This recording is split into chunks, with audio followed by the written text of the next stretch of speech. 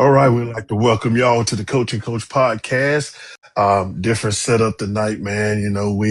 It's still cold out there, so I decided to do it at the house tonight. Coach Benja, what's going on, man? Man, I'm here trying to get my camera. There we go. I'm There you here go. to survive the ice storm. I know there's Man. plenty of people out there that's still struggling. I think I don't think people really, there's video and everything, but I didn't realize, once I got my power and everything back, I didn't realize that the struggle that people throughout North Mississippi, Oxford, Pontotoc, Tippah County, Tishomingo County, they're really going through it. So still thinking about everyone that's affected up there. But I've been excited to get back to podcasting or whatever we're doing here, live streaming. So Oh yeah, it's been a lot of news going on. We just ain't had an opportunity to cover it. Like you said, it's been a lot of people, and I hope we can give you just a little bit, to kind of take your mind off of it. I know a lot of people still without power. There's some that still, especially in the Water Valley areas where my church is located. We was able, just thankful that we had our fellowship hall had gas, and I told them that whoever needs to go there, go and don't freeze. You got a place where we can at least give you some heat. But the roads were so terrible that they were not even able to even get there, and probably now they can. So kudos to everybody who unstepped up. I know even the city of Bruce and opening up Warman Station, which was something I've never seen done before. So just kudos to everybody that showed up and tried to help everybody in this. And somebody asked me, was 94 worse or this worse?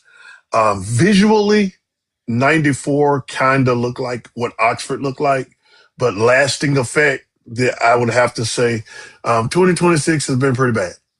Been pretty bad. yeah, I work with a guy. He's a lineman or I don't work with him. He's a buddy of mine. He's a lineman in Oxford, and his boss worked the '94 ice storm, and his boss said that this was way worse. And Yeah, they work for I I Northeast Power, which covers Oxford. I agree, man. And then in the sports world, especially in the high school sports world, man, we are trying. One thing about the association, I've only known one time for them to move back something, and that was during Hurricane Katrina. Other than that, man, you gonna play. I was telling my boys coach today that we got a week, and that's all you got. If you don't get it done this week, they're gonna go off of whatever your record is, and they'll seed the division tournament just like that. So I was hoping that they push the season back a week because it's still gonna be a lot of teams and a lot of schools that won't be in. If I'm not mistaken, Oxford and Lafayette is out for another week, and really hadn't heard what's going to be the deal on Water Valley. And when you look at these situations and you look at everything that go with it, man, it's like I said, it's more to it than what people can think of. So much prayers to all of those, and I hope and pray that everybody is getting to a point where they can go back to some type of normality. But for all of those that's been working, man, hats off to you guys and ladies and all those that's been helping and doing what they can to help everybody. We're definitely from the Coach and Coach podcast. We definitely appreciate everybody that's been Absolutely. trying to get.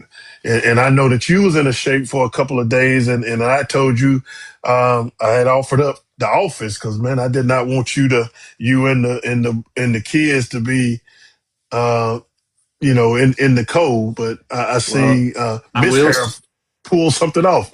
I will say, I never was. Now, we did the show last Friday before it all came in, and I'd come in from wiring a generator in for my parents, and it ended up running most of their house. So, like Wow. they didn't really know anything had happened. So I sent the boys wanted to stay there once they realized, hey, they have Wi-Fi here. We don't. Yeah, Um, I got a they had funny no story on issue. that. And then, but my wife and my daughter, we came back home that night, and we had a little heat, but nothing crazy. And if we wouldn't have had power back, we were going to stay with my parents, but it didn't like the power outage didn't bother me from the standpoint of I have nothing to do. It just worried me in the fact that the longer this stuff just sits here, it's more susceptible, like to a pipe burst Yeah, or to maybe a tree falling on my house. So I was more stressed out in that way and wanted to be here in case something happened. Although, if something as bad as a tree fall, I don't know what you can do in the moment, but yeah. I felt like I needed to be here. But we were to the point where if we did not regain power, uh, at least my kids and my wife, they were going to stay with my parents because they were living pretty much as if nothing was going on after we had got the generator hooked up. And I know on our end, we really didn't in the quarters in the neighborhood that I'm in. Um, we didn't see the effects of lights being on. I think our lights were off maybe 2 or 3 hours. But my sister on the road of the school, they was out. I think about 8 or 9 hours, and I know we got up that morning and got a generator to my son's house because he got 3 young children, and my brother-in-law had a generator. But my brother-in-law wanted to generate the whole community, and he had wires going across the highway, and but that's the type of guy he is. He was trying to make sure everybody was okay, and he was offering it up, and everybody was just plugged into everything. And once lights came on there, I believe he took generators to other people to make sure that they was okay. So hats off to my brother-in-law. He really got to work. He called me and said, "Hey man, we got to go help some folks." And man, he got on it, and he's always trying to look out. And also, crap, I can't think of his name. Um, Coach Owen, oldest son. Joel. Yeah, kudos to Joel, man. Joel stepped up and helped everybody on his side, and was able to help a lot of people on that side of the road as well. So he really stepped up and helped that whole little area out to where nobody had to go without heat. It put you in one room, but hey, a lot of people on that road didn't have to go without heat until it was over with. And then once it was over with, everybody was ever able to we were able to bounce back. But as you can see, there's still a lot of people that's still without power and without heat. A lot of my players, I was checking up on my players all week, and it's amazing how the times unchanged because in 94, we didn't have all these devices and things. And my players' main thing was they didn't have Wi-Fi. Yeah. That's That how was my like, kids were, man. oh my I'm God. telling you, we went down because, which I will say, it wasn't a fun ice storm because that Sunday everything was kind of just mud. Like it really Yeah. wasn't sledding weather. I told my kids, I was like, we're gonna wake up and we'll go. I'll pull y'all around on the side by side ATV, and sled. But it wasn't like that. So we were just Mm-mm. sitting around in a cold, muddy, there's nothing to do. So I wanted to try to watch some of the AFC and NFC championship games. So we went down to my parents' house. And I mean, as soon as they realized, like, hey, there's Wi Fi here, when I was like, so do y'all want to stay here or I couldn't even get, do y'all want to go home out of my mouth? They were like, Uh, don't worry about it. We're staying here. yeah, we'll catch you on the next one, Pops. Yeah. But we would like to welcome everybody to the Coach and Coach podcast.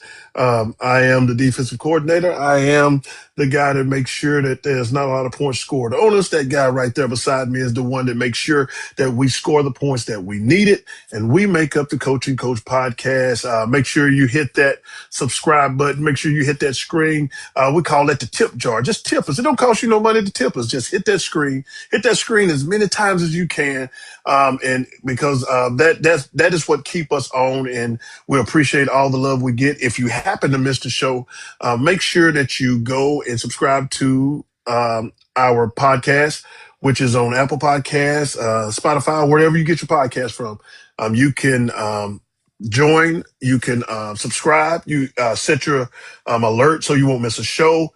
And it don't cost you nothing. Just rate us. Let us know how we're doing. Give us share your comments. Let us know how we're going. We're gonna do our best today to try our best to answer questions today, Coach. We got a lot to talk about.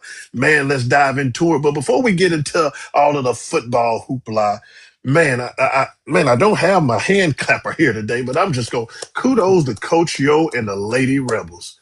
What Yeah, a big win tonight, today rather. They played in Birmingham because they weren't able to play this game at the Pavilion because of everything that's going on in Oxford. But the Lady Rebels took down the number 5 Vandy Lady Commodores 83-75. Big win for Coach Yo.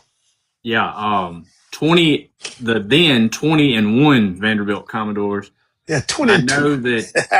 Um, I know that one. That's a huge win. I try not to show bias on the podcast or anything, but I think it's crazy that as Well, good I as am. I think I'm it's as glad we got somebody. crazy that as good as the SEC is, and for Ole Miss to be a 4-loss team that only, I think they had one bad showing against Georgia, but other than that, they've Yeah. been in every game. They have some big wins, and I'm about convinced today if they'd have dropped this game on the neutral site, they'd have tried to leave them out of the top 25 next week. So Oh yeah. Oh yeah. maybe they can get rewarded They're they're they're currently ranked number 17, which don't make no sense to me at all. When you look at what they've done this season, um, which is the Lady Rebels. If you look at what they've done this season, their losses, like I said, they had a bad loss to Georgia. Just one of those games you're just not really focused. I guess you could say they lost to Texas at Texas only by 3. You go back, that's 2 losses right there.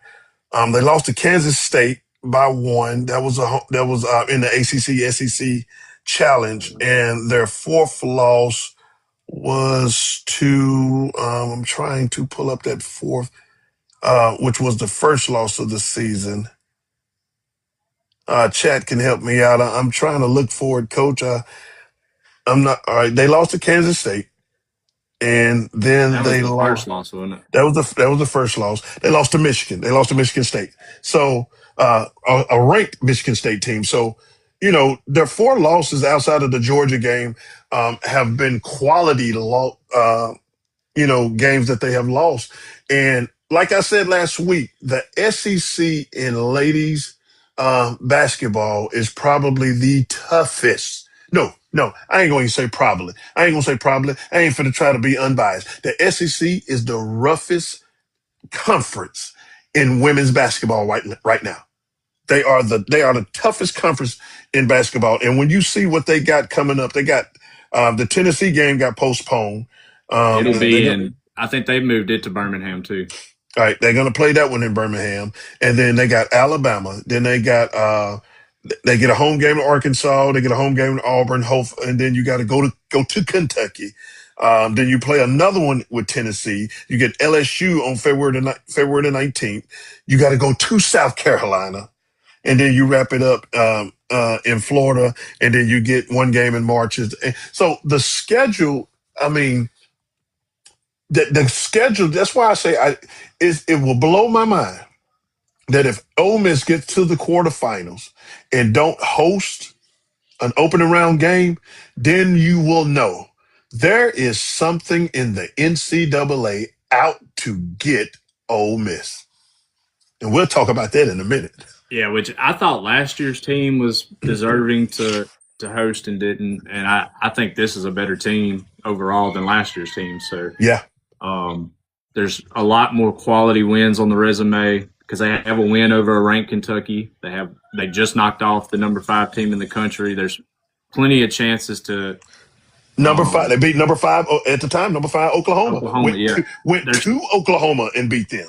and there's still opportunities on the schedule. And the one the thing I think that's most important is if they can get the opportunity, they defend home court really well. So, Yeah.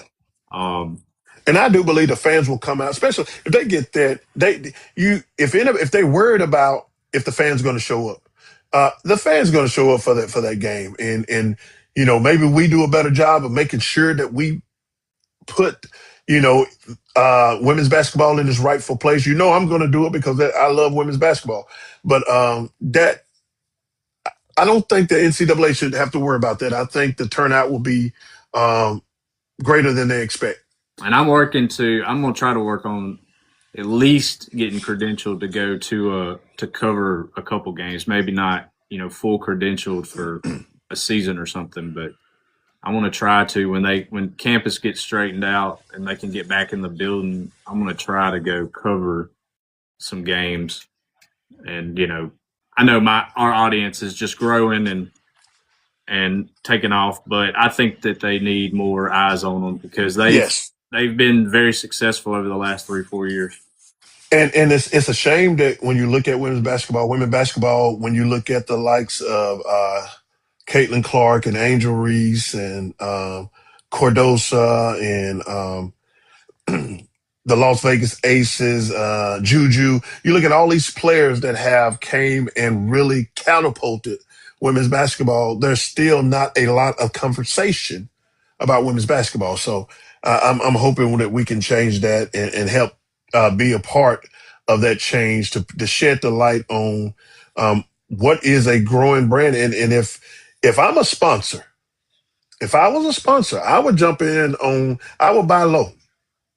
If I'm a sponsor, I'm buying low right now because this brand is about to take a level that they haven't seen before.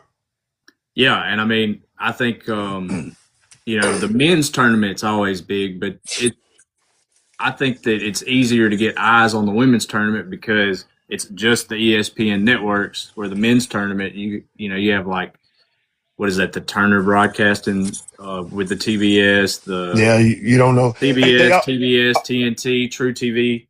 almost like NBA right now. You don't know where the NBA at. The other night, I was trying to find the game, and I didn't know if it was on Peacock or if it was on Amazon or was it on BET Plus or was it on Stars. I didn't know where the game was. I was checking everywhere for the game. So the NBA got me so confused. They so packing their pockets to where I don't know what a freaking game is. So you have that packaged.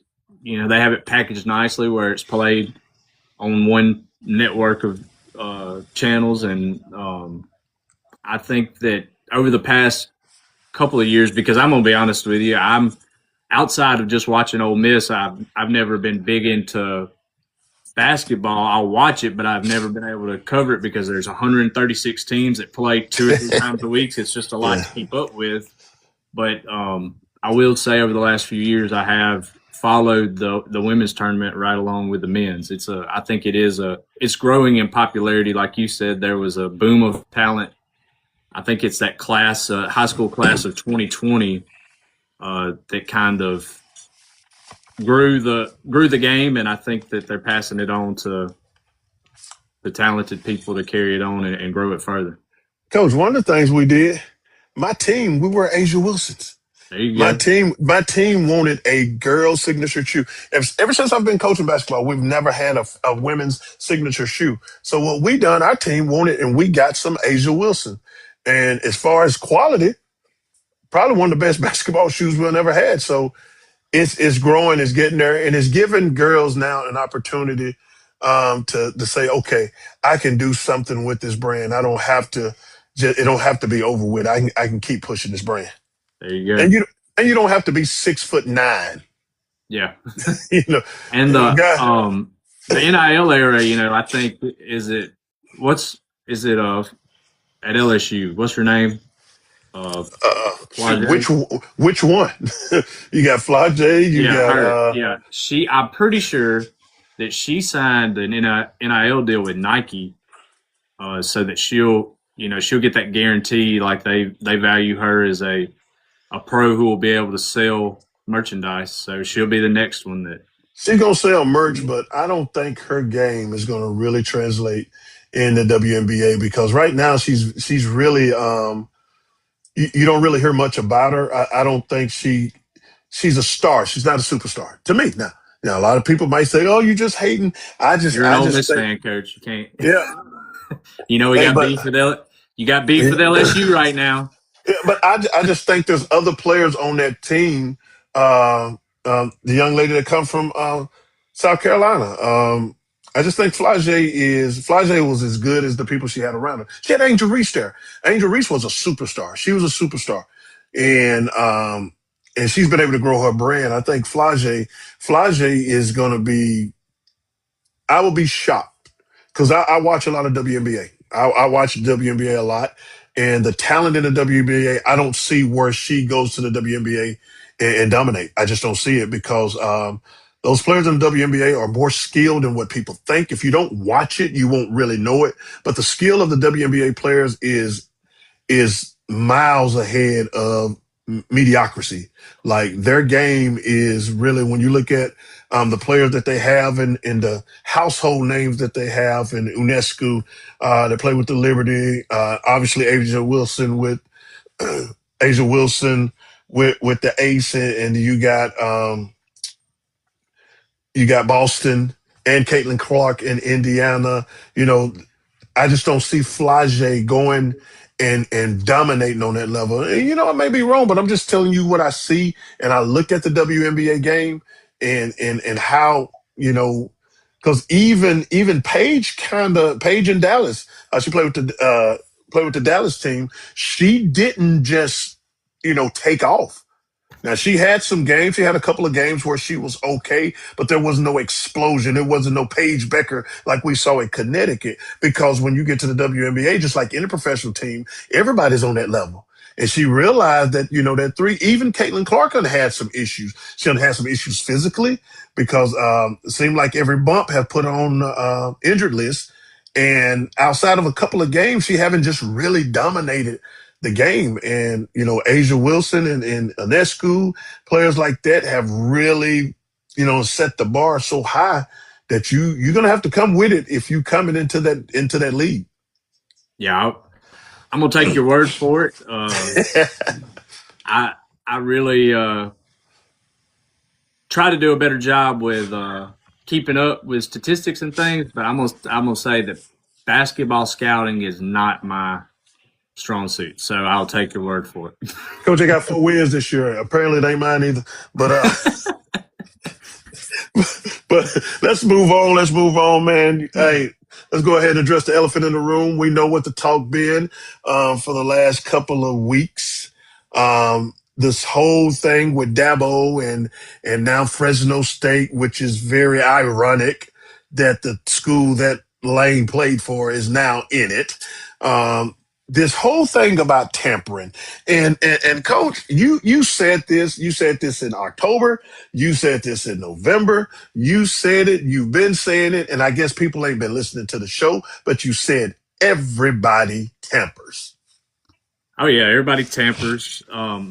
I here's my angle on the whole situation, and chime in if you disagree.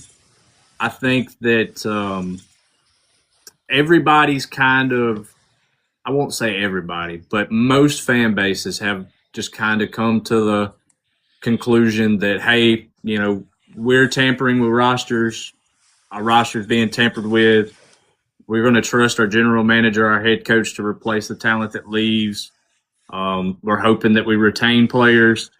And if you go back to the previous era, Clemson was on top of the football world. They dethroned Alabama twice. I think from 2014 to 2019, they had not lost more than 2 games in a season. Um, so that's upper echelon of college football, about as high level as you can get. You And then think that was now from in this host? era, Do you think that um, was from wholesome coaching?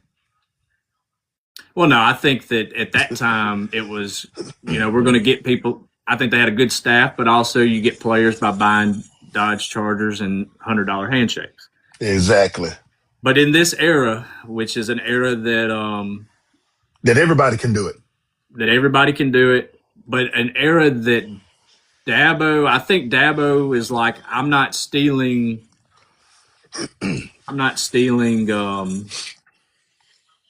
players from college rosters. I'm going to, you know, behind the scenes, under the table, get high school recruiting. They have not. I mean, it's just a fact that they have not embraced the transfer portal. They're only bringing in 9 transfers on this Well, 20. Why in we this just 2026 class. why we just can't say that? Let's just say he has not accepted the transfer era. That when Nick Saban decided I can't do this anymore, and he left from it because he knew he wouldn't have had the advantage anymore in getting those players. Because it was unheard of for somebody to say they're leaving Alabama. That was unheard of. And you telling me Nick Saban can't get the top player in the nation because somebody else offered money? So why now is it just that now he don't want to admit that he unwore out his welcome. He's Yeah. not built for this era. Well, and I think that, but I think the Clemson fan base is wanting to embrace this era more. So I believe that this whole press conference, because the press conference he did was supposed to be to introduce his offensive coordinator. It was an introductory press conference for his offensive coordinator that him and the Clemson AD hijacked. And I kind of think it was like, hey, Oh, look, hold on. Go back to that. They did what? they hijacked. So they did something that was probably not all the way moral to Yeah. get the person that they want, but at the same time have a press conference talking about the immorality of tampering with a player that I feel that was already signed to us. And I believe that I just believe that it was their way of saying like, hey,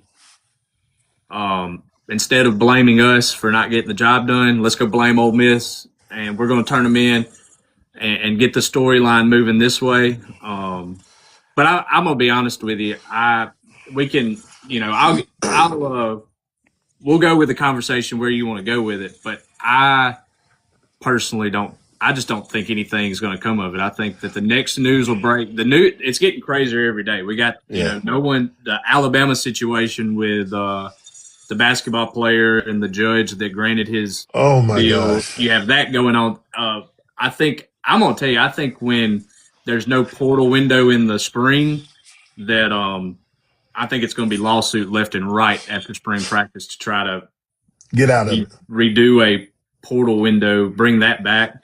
So I think that Ole Miss is just going to kind of let this thing play out. I definitely don't think they're just going to, we had the what was that 2016 NCAA investigation. We're at 10 years since then, where Ross Bjork and company just opened the doors and said, we're going to be completely transparent because when this is all said and done, we're going to tell our story.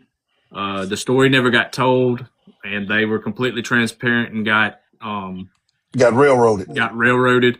And the rest is history. I think this group is going to say, well, we're not going to help you, but since you're going to come after us for tampering, I have videos and pictures of our roster being tampered with.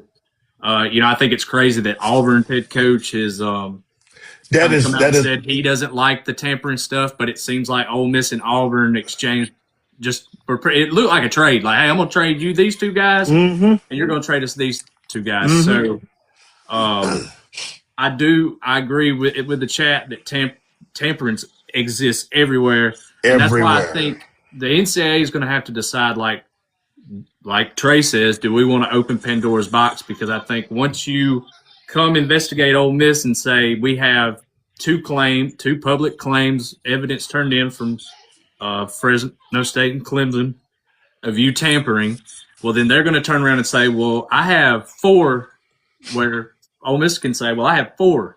And then when they go investigate them, they can go say, well, I have 8, and then 16, and so on and so on. So I think if Ole Miss fans will be patient, just kind of wait this one out, I'll be shocked if this goes anywhere. And the thing is, and help me out with this one, Coach. Now, back in the day, when you signed a letter of intent, back in this is pre-NIL, this is before transfer portal and everything. When you signed that letter of intent to play college football or basketball or wherever, at whatever school, you was bound by it. That was a contract that you couldn't get out of. But programs are finding ways out of it because, am I not mistaken here? Did Chris Jones not sign scholarship papers at Ole Miss and then ended up at Mississippi State? He did not sign them. I thought for some reason. I thought we had a football player that signed they were financial aid sent. papers. They were sent, but he never got up to sign it. And then also the caveat to that is most of the kids when they sign are not 18.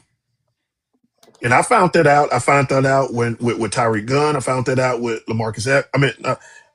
With Lamarcus Eccles. I found that out with Lee Chambers. Um, Parent got to be there to, you know, to make sure that that's valid. The legally Because binding yeah, signature. because a 17-year-old cannot go into a contract in no situation because they're minor. Um, Good example. Signing day is coming up next Wednesday, I believe. My wife's son, he's signing, and she got to be there because she has to sign the papers. Now, here's my question: because we're talking about teams signing deals with other teams, are they not signing the letter of intent, or the letter of intent is out the picture? Because maybe I missed something on this. Is the letter of intent no longer in play and it's only the rev share or the NIL deals that are being signed and That not? that's where I'm curious because my understanding is that there's potentially players at Ole Miss who will be enrolled in classes, but may have not signed their rev share NIL agreement. Mm, So they are technically still listed in the portal. So and that's why they say there's no spring portal window. Ole Miss is going to add players like they added one today, and it's going to continue to happen past the drop ad date because these players can be in class, go through whatever training through the spring or whatever, but since they're not officially out of the portal, they can go join a roster in the summertime. And you're going to see that in some cases. And that's where I think it's a losing argument for Dabo is because he did not. I know the Athletic reported today that that Farrelly had signed a rev share agreement, and I know that a Clemson reporter who writes for ESPN said that he had signed a rev share agreement. But I think get down. I believe that real sources on the ground are saying there was no deal in place, so that it kind of fits that same mold as if he would have enrolled in classes to stay eligible and stuff. Say he went through the spring at Clemson and then decided to leave, he was still able to leave because there's no binding. I guess there's no binding agreements anywhere, but he was not financially compensated by the University of Clemson. and if that's true, coach, then that's poor management from your general manager. That's poor management from your head coach. That's poor management from your staff to not make sure that you got these I's dotted and these T's crossed. Because when you left it open for for that to even happen, then you didn't do your part as a coach, and that's what's bothering me about the whole thing is because I feel like that Clemson's um, admit athletic administration didn't do their job. In order to save face, let me get on TV and blame somebody for me not, let me put the blame on somebody else for me not doing my job. Yeah. And that's what it sounds like. That's what I gathered from it because I do think if there's one coach who's going to be sitting on an extremely hot seat come August is Dabo, and I'm sure that only signing 9 kids out of the portal was not what the Clemson fan base wanted. I think that there's some people who are kind of getting fed up with it. That like, hey, we've got to embrace this new era, and they've just not been willing to do it. So I think this was kind of his way of saying, look, it's not us, guys. We're constantly being tampered with, and kind of to try to pivot. And I don't think it's. I think You once you the next news cycle comes out, this will be forgotten about because you there's so much happening in college athletics now. you know what's so embarrassing about that? You're Clemson. You are Clemson. I saw somebody today on Twitter talked about how Clemson got a national championship and, what do you have? Why are you acting like a group of five or a D2 team? Like we can't retain players because they're tampering with our players. But you're Clemson. You're supposed to be Clemson. You're supposed to be that blue blood organization that where nobody can pull from you. So when I see something like that, to me it shows weakness. It shows me weakness because everybody talked about, like the whole, and I hate to keep going back to it, but I have to use it for reference. Everybody talked about Lane Kiffin going to LSU, and it unproved to be true because he brought some talent to LSU. It proved to be true. But it was the whole premise was I got to go to this organization that when they see the name, it carries just as much weight as who I am. You're Clemson. You're Clemson. And you're on national TV whining about a school taking your recruit. Nobody else see a problem with it? Yeah, And you got Kirk Herbstreit and his idiotic and David Pollock who just don't they for people that talk about sound bites and as much as they do not do they I'm convinced that they do not do their research. no, I they am don't. convinced. They get the first set of news that they see. They don't look past the curtain and they just start to typing and tweeting and don't know nothing that's going on. Which I think a lot of national media long for what the old days were. They've not moved on. Like there's still a ton of national media that doesn't grasp this new era that we're in. I don't I don't think it's the fact that they won't admit that this is going on everywhere. I just think they are finally like, hey, someone's standing up. Ole Miss, they need to make an example out of Ole Miss so that we can get this under control. So I think that's part of it. And then I also think that, like, you can't tell me. I will not say that I'm the best reporter, that I'm the best podcaster, that I'm the best writer. I'll never say that. I'm not great, but I know to do enough research that it's hard to just go at me in the comments. And they do, like, sometimes I just feel like I feel like they almost want to engage in some kind of argument Well, because that's what it I'm doesn't for. sound like they're doing a good enough job No, to research the facts of everything. but those are people in the chat. These are supposed to be professionals that have millions of followers. That when you go with these negative theories that you haven't even researched, and like I said, I'm all of that, what you just said, but I get to lean on you because I know you undid you better than me you better than I am. So I get to lean on you. I'm the arguer. I'm just gonna argue with everything. If you're gonna argue with me, I'm gonna argue back. That's just what I do. That's my job on that's a defensive coordinator though. We ain't gotta think. We argue and hit folks. You're an offensive coordinator. You gotta think and strategize and do all that. We ain't gotta do that on defense. We just gotta hit folks. That's all I want to do is hit folks. Absolutely. Well, we'll see how all of that turns out. But like you But said, when the next cycle come around, I think it's just going to be what it is. What it is. the law, though, or the NCAA bylaw, I just had it pulled up. My computer's acting funny. Hang on. The actual bylaw Coach, go ahead and is talk. Let me go move something real quick. 13.1.1.4. Tampering is against the rules and falls under the category of reaching out to players on opposing teams.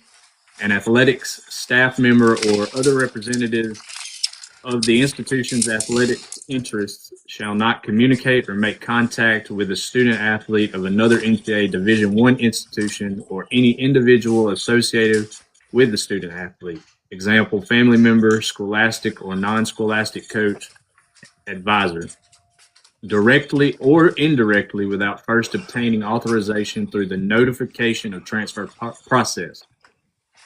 Before making contact directly or indirectly with a student athlete of the NCAA Division II or Division III institution or in NAIA four-year collegiate institution, an athletic staff member or other representative of the institution's athletic interest shall comply with a rule of the application division or the NAIA rule for making contact with a student athlete. Every school in America is breaking that rule. And And coach, think about this, coach. I don't. Everybody know who I support. But I cover stuff. I cover it fairly. But I'm an Ole Miss guy. That's who I am. If I know somebody that goes to another school and I reach out to them, I don't work for Ole Miss. yeah, I don't get paid from Ole Miss. I know their family. I want to contact their family. Like, look, this is what I'm hearing. Won't y'all go and check that out just to, just see what's going on? They might have something better. I'm pretty sure a lot of that is going on.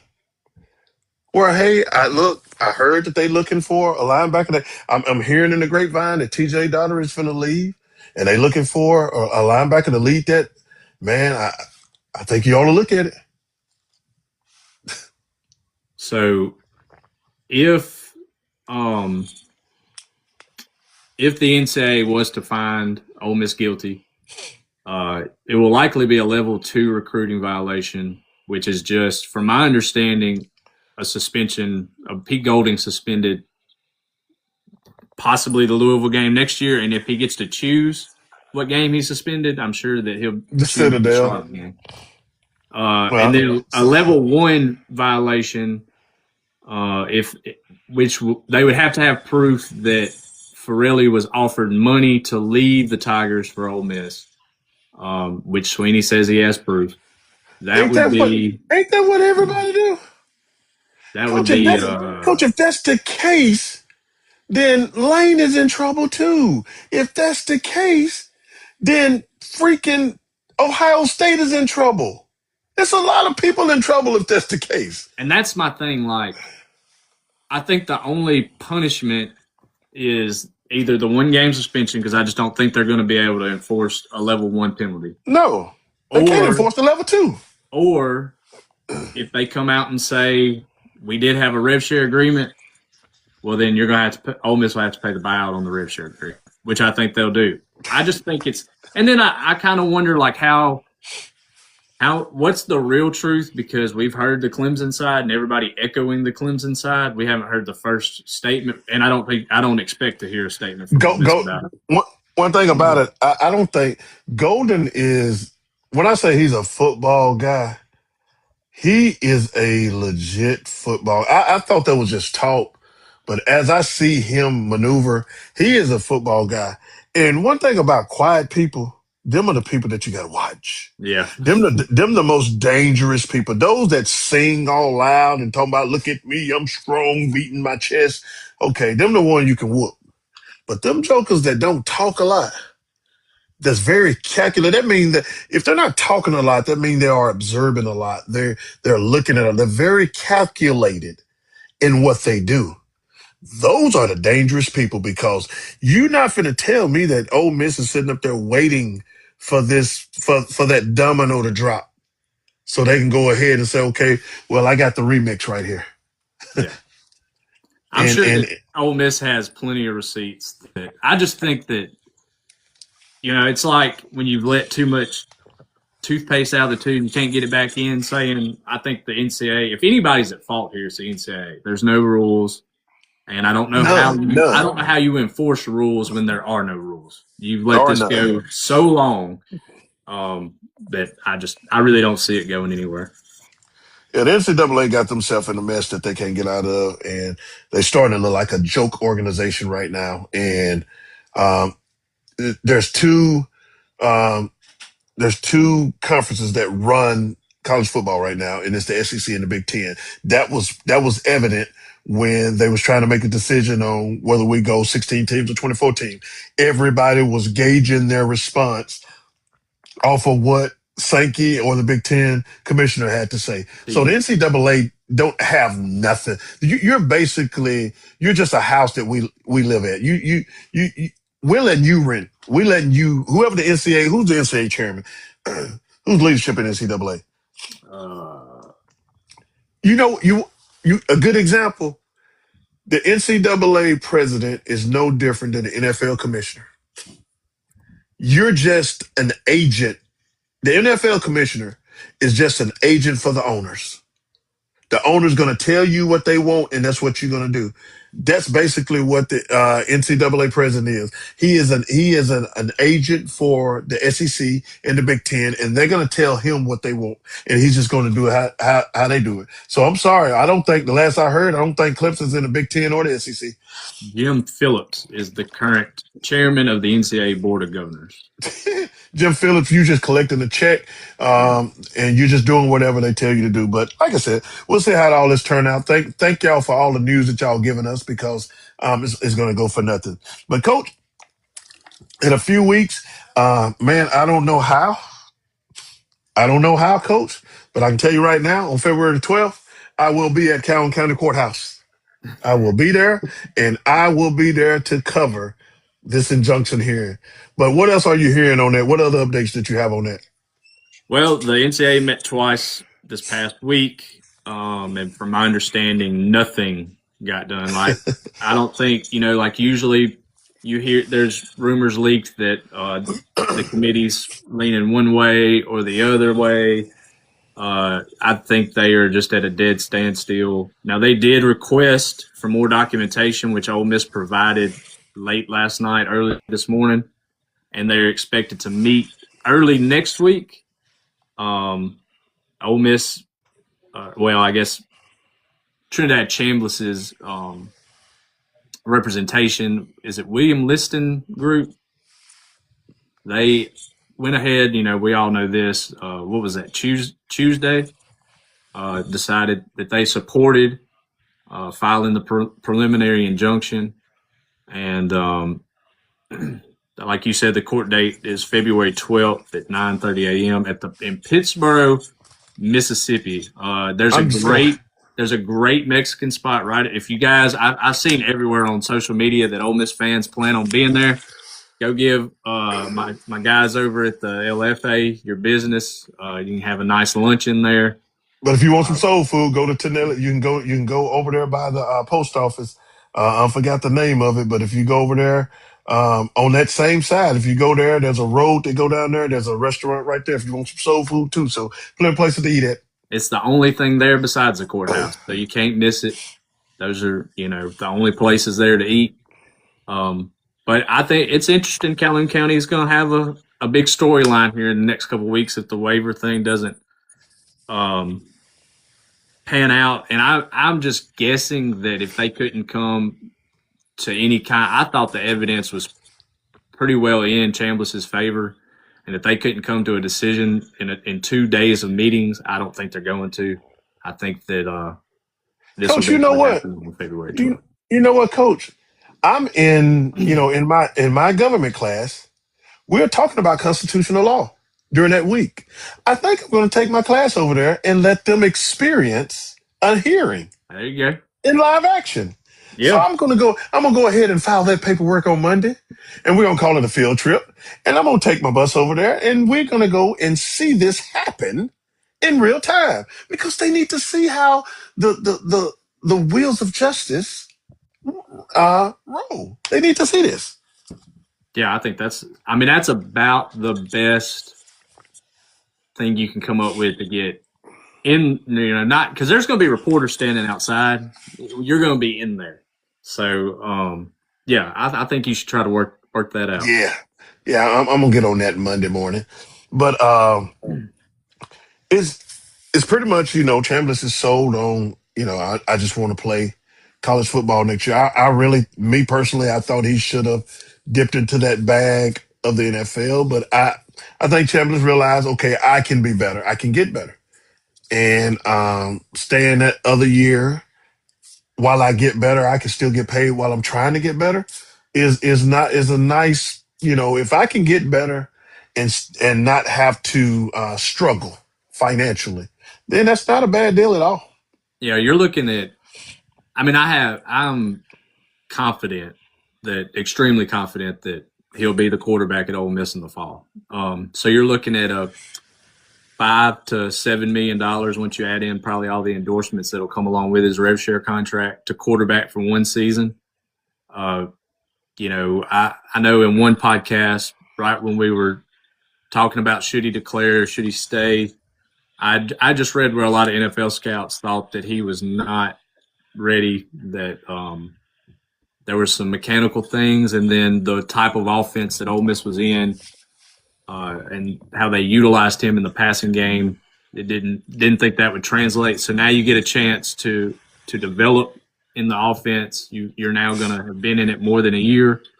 What we saw the progression of year one Jackson Dart to year two Jackson Dart to year three Jackson Dart in a similar offense that they'll continue to run. So I think there's progression that I think the quarterback class in next year's draft would be a lot tougher than what he would have went through if Yes. he came out this year. But I do think, and then also, I mean, he's probably going to be the second or third Heisman odds with Arch Manning, and Arch Manning's probably going to be number one again. But there's a lot on the line to come back for one more season, and I get the decision, especially when you're going to tag $5 to $7 million to it. So That's that. And isn't this what we wanted anyway? Haven't we?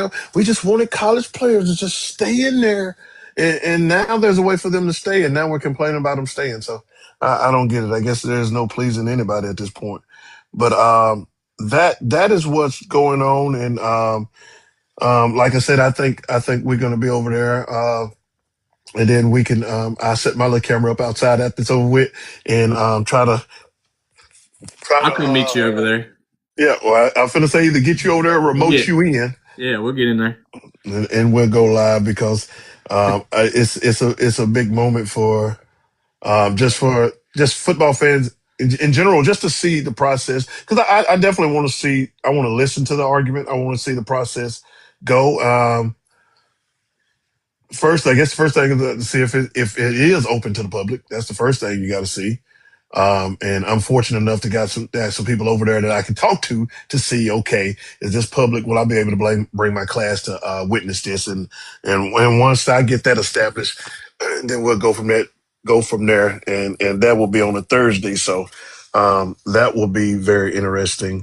So with all of that going on and everything, we got a Super Bowl coming up, Yeah. and not your tip. I'm kind of iffy on it. A Super Bowl without Patrick Mahomes involved, or I don't know why I'm going to say nobody, because we ain't never made it to the Super Bowl. It's just different. It's different. It's almost a throwback year when you got Seattle and the Patriots.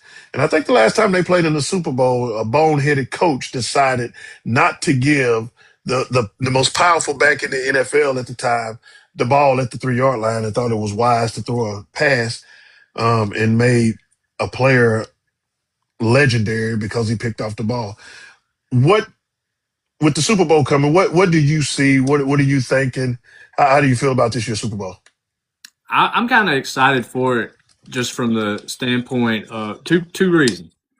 Um, I think the Seahawks and the Patriots. I think you're going to see some beautiful defensive football. Yeah. I think, and on the NFL level, when you see that type of athlete, when you get that good, it doesn't look the same. Like when you see good defense in college football, sometimes it's because you see a lot of sloppy offense too, where you're going to get the best of the best, and you're going to see really good defenses go at each other. Two, I'm also excited for Mike Vrabel. I hope he absolutely rubs it in the Titans organization's face. So I couldn't be happier Coach, for you feel Mike like Vrabel. me? I'm almost a Giants fan right now because I'm I feeling told somebody asked me the I'm other day, feeling Coach. Harbaugh. Somebody asked me the other day. One of my best friends was like, "You excited about the Titans hire?" And I said, "It one step closer to grabbing a Jackson Dart jersey and being a Giants fan. Coach, I'm almost done." seeing Harbaugh with the Giants have really got me wondering right now. I think I was a Harbaugh fan in Ray Lewis, but I just the Ravens organization. I don't know where they're going, and this whole thing, like Lamar Jackson is this.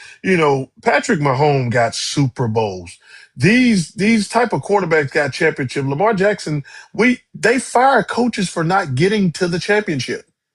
Lamar Jackson have not got. At least Harbaugh won a Super Bowl with Joe Flacco. Yeah.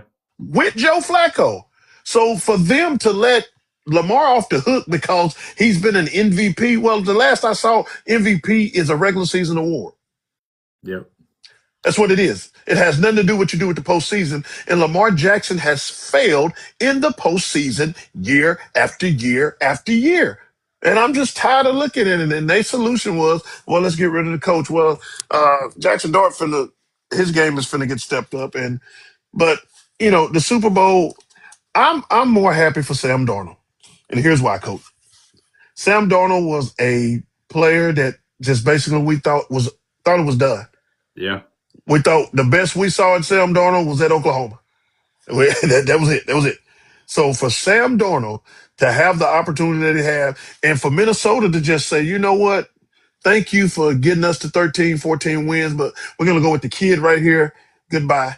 And then when he went to Seattle, um, everybody thought when Seattle lost Geno Smith, sometimes the system makes you look better than what you are. And Geno proved that.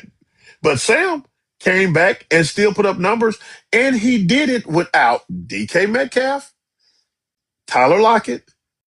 You had Smith Schuster, whatever his name is, or Smith Smith and JS, Jigba. yeah, JSN.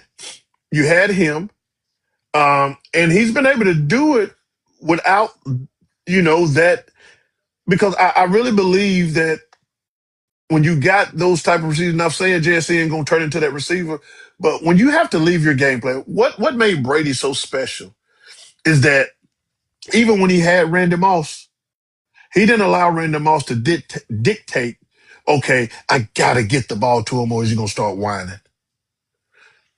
Brady felt, okay, I need to get him the ball. I think now when you got a receiver that cannot function if he don't get involved, I think that's what's going on in Philadelphia right now. I love my Ole Miss receivers, but man, they are really ticking me off in the NFL right now.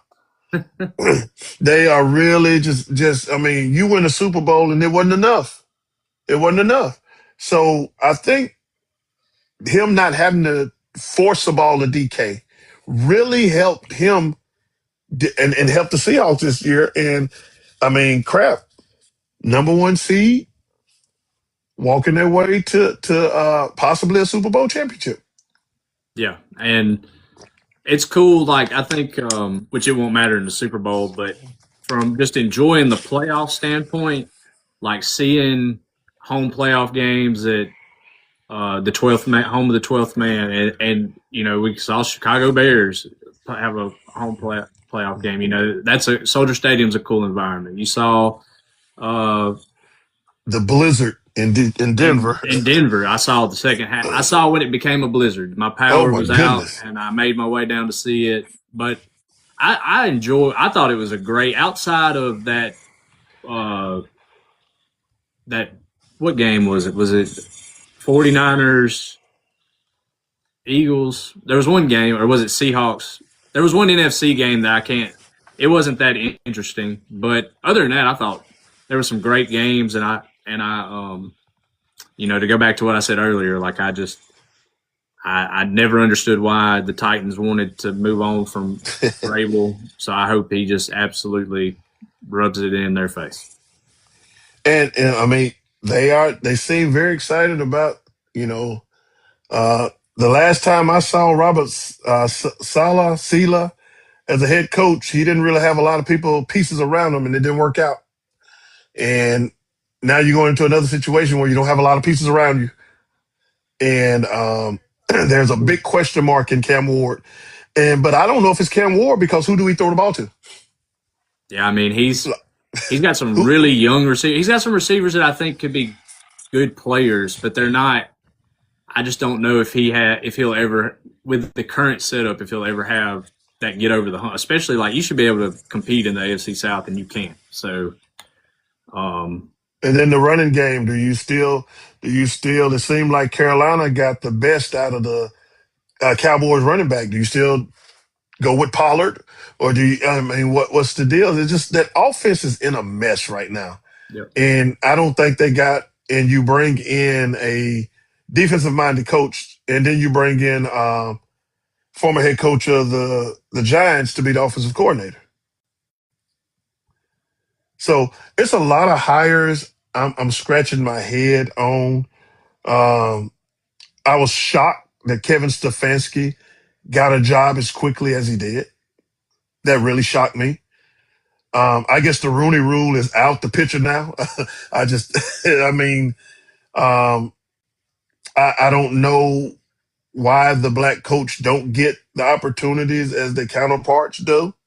But it seemed like everybody got who they want, and it's just I'm tired of seeing the same coaches be, just regurgitated to go fail somewhere else. It's the same coaches, was in the same names, and they just move from place to place to place to place to Yeah, place, because you got Mike headed to Pittsburgh. and like it's the same old stuff, and it's the same old coaches that they continue to just I don't get it. But all of these jobs are about full now. Um, even with the even with the Cleveland Browns taking was it Todd Munkins as head football coach, and I'm just I don't know. I'm just so confused right now on what the NFL is looking for and the type of coaches that they're looking for, and it just seemed like, or maybe they're just trying to catch that genie in the bottle. Maybe you know you get one thing people forget about the Patriots is yes they change head coaches, but the offense coordinator is still there, Yeah. and there's been some type of stability there. So, um, but we're gonna watch. We still gonna have Super Bowl party like we always do. We're gonna party and we're gonna do all that good stuff. But you know, um, cold weather means only one thing, Coach. It's about to be baseball season. I'm gonna It let you take is this one. about to be baseball season, so I will get a better uh, written preview for Ole Miss baseball. I was going to work on it throughout the week, but the weather didn't cooperate, and but I will get that to you. But Ole Miss, 14 days away from first pitch, Coach. It's coming quickly, and I think that this team will be will have a chance to get back as a host team in the postseason, and if they catch the right draw, they've got a chance to make a real run because the one thing that they're going to have that they didn't have last year is they're going to have depth on the pitching staff. Which is Uh, needed, which is very yeah, needed. you get Joel Mangrum is back in his second year as the pitching coach, and he went out, targeted a bunch of guys. He's got two arms that I believe, I'm not 100% sure. Nothing's just set in stone, but you get Marco Sipla and Owen Kelly. Those guys transferred in from San Diego State and St. Louis.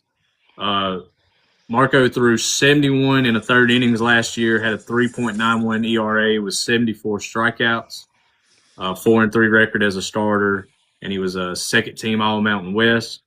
And then Owen Kelly, the transfer from St. Louis, had 30 appearances, 16 starts. He had a 7-2 record, 110 innings, 108 strikeouts. He was second team All A10. So I think that the weekend rotation is going to be better. And then, they have 3 or 4 arms that are returning for them in the bullpen, or that may make transitions to be the midweek starter. May find themselves if things don't work out, getting the chance to move on into the weekend rotation. They have guys that can be nice bridge pieces once the starter comes out, kind of like Mason Morris backed up Hunter Elliott and kind of bridged it to the closer last year. They've got several guys that I think can kind of fill that role. Offensively, Judd Udemart, Austin Foley, and Will Furness combined for 55 home runs last year. You get all that production back in your lineup. Tons of RBIs. I think it's an offense that's kind of. This is where I worry about them. I think last year they were very home run dependent. It was home run or strikeout a lot. I think Austin Foley hit 21 home runs, but he might also have. I think he only batted for 250 last year and might have led the country in strikeout. Goodness. They're long ball dependent, and I think that's going to be the story this year. They're going to hit for power, so there's going to be weekends where they're on pitching, and they may score 10 runs a game, and there's going to be weekends where they can't figure out. They do a lot of swing and miss, and they might lose a game 1-0. I do think you're going to have guys like Hayden Federico, Pano, uh, other guys. I got some guys transferring in that's going to have to be that get on base. Like if we get on base, the next guy's got to be able to move us to get to the power hitters, because that's one thing that you saw. I thought that was one thing that really hurt Ole Miss last year was they could get guys on base, they couldn't put the ball in play to move them around. If it wasn't a long ball, they just really struggled scoring runs. And I think if there's one concern for me, you may see some of the same. But I do think from a pitching staff standpoint, they're built for postseason baseball, where a year ago I thought that the regional format where you got to win 4 games in a weekend didn't fit them, and it bit them. I think they're built for that more this year in a league that's super stacked. And I'll get into we'll get into more of it. We still have 14 days. This is just my early preview. I'll try to figure out what that day one lineup will be, 1 through 9, and we'll get on here and discuss it more. But my early preview is I think they're better from a pitching standpoint, and I think they're hoping for the same home run production that they got last year out of some guys, with a few guys stepping up, because I think they're going to be long ball dependent again this year. Well, Coach, man, hey, we baseball is coming up, and man, it seems I like the way things transition. You go from football to basketball, you got basketball, and then you go into baseball, and then before you know it, man, we'll be trying to ease to Birmingham for the SEC meetings. I think But it's in Tampa this year. okay, won't be going there. That's But what I'm saying. So that's my goal. Let's find a way to get to. They call it digital drive now, where all the media sets up and interviews coaches and players and do radio shows and podcasts. So, chat, why don't y'all help us get there by liking, following, sharing all the content? got to hit that share button. You got to hit that button for us, so we can stay on. So we can stay on air. So we can stay on air. Well, Coach, man, we will get together to see when we'll be back on. If any news drop, we will be back on. But if you can't wait for the Coach and Coach podcast, you also have the Hair Ray Radio blog that Coach has that they have on TikTok as well as Facebook.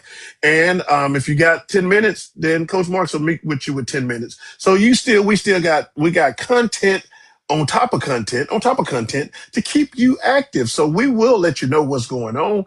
All you got to do is follow us, hit that subscribe button, and make sure and set your notifications. So anytime that we're on, you'll know that we're on. Coach, anything else that we need to talk about tonight, man? You can go directly to hairradio.blog. I'll have Ole Miss Vanderbilt men's basketball in Nashville tomorrow. I'll have some type of coverage on the site there, and it'll be shared out everywhere. We'll try to get the baseball preview done, and then I got some good feedback on my Commissioner Hare article or column I wrote about why I would have left the playoff not expanded. Leave it at 12. I think I'm gonna fix college football. I might try to get another Commissioner Hare column and complain about what we don't like about the sport and how we would fix it. So go check that out. I'll try to get written content up to you. And as far as podcasting goes, I'm ready to now that it looks like life's getting back to normal from the ice storm. I'll be ready to roll whenever the coach is. Well, Coach, hopefully I'll be able to get back into the studio.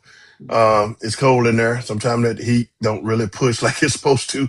And I know the next couple of days, but I know next week will be a busy week because we're going to have to be trying to figure out ways to play basketball and do powerlifting and do all of that stuff. And then the following week, we got the division tournament as we get ready to wrap up high school basketball. But I will be getting the NBA. I usually try to wait till after the All-Star break. That's when I try to get really rolling with basketball and getting us ready for the playoffs, as well as WNBA coming up soon. So we got a lot of stuff that we got to cover, and all we need y'all guys here to just be here, and we'll cover it for you. So, Coach, anything else that we got that we need to address tonight? I think we did a good job. Just hoping that everything works out. We got more extreme cold coming in. Hope it doesn't Yes. affect anything so that we can stay on and provide more content. And if you happen to miss this episode, go in the morning. You can check Spotify, Apple Podcasts, or wherever you get your podcasts, and you will be able to listen to this show, listen to the playback of this show. And when you listen to it, give us, rate us 1 star to 5 stars. I hope you hit the 5 star, and then drop us a comment, drop us something. If there's something you want us to cover, is there something that you want us to talk about, shoot us an email at coachandcoachpodcast@gmail.com. That's coach and coach podcast@gmail.com. That guy right beside me is the offensive coordinator. I'm the defensive coordinator, and we make up the Coach and Coach podcast. We'll catch you on the next one.